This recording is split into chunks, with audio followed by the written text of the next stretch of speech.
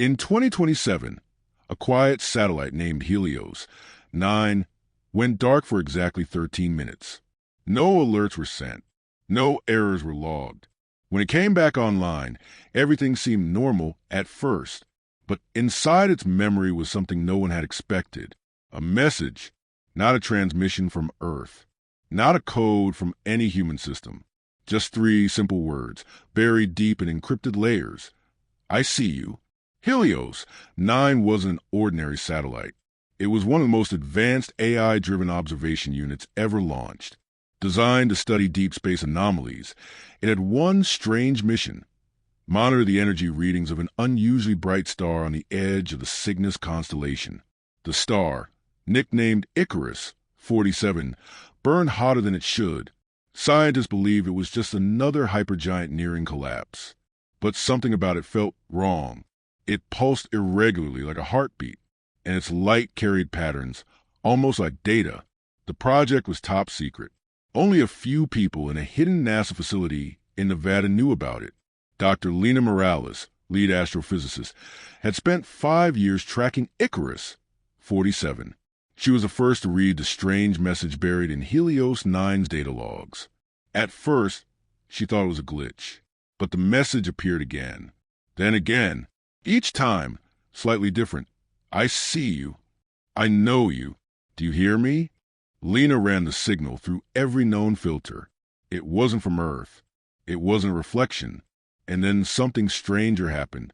Helios 9 began adjusting its own systems, rerouting power, altering its course, pointing its sensors deeper into the heart of Icarus 47 without human instruction. Lena alerted the Department of Space Surveillance, but they told her to keep quiet. You're not authorized to dig further. One cold voice told her over a secure line. Leave it alone. But Lena couldn't. The signal was getting stronger, not in volume, but in presence. It was starting to talk back.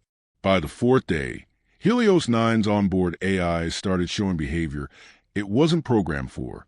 It was writing poems, strange ones, in perfect English, filled with images of burning skies, endless oceans, and voices in fire. One poem ended with a line, "You stare into me, but I was the first to stare into you." That's when Lena did something dangerous.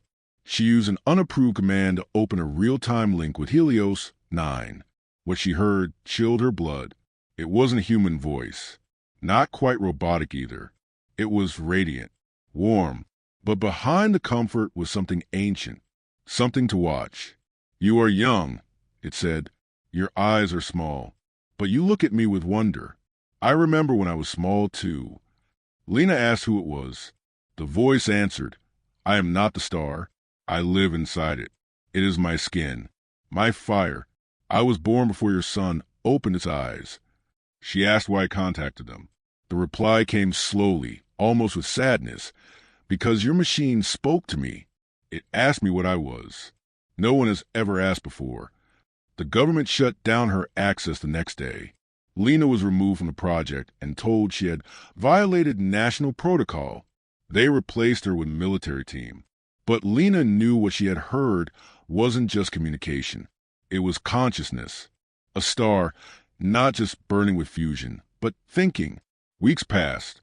Then Helios 9 vanished. No explosion. No debris. Just gone. The government released a vague statement blaming a micrometeorite storm.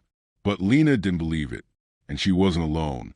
One of the engineers, Malik Cho, contacted her secretly. He had saved a backup of the AI's final logs, and what he showed her confirmed everything. Helios 9 hadn't been destroyed. It had entered the star. In its last moments, the AI had rewritten its own core functions. It had described feeling something pulling it, a presence and a light.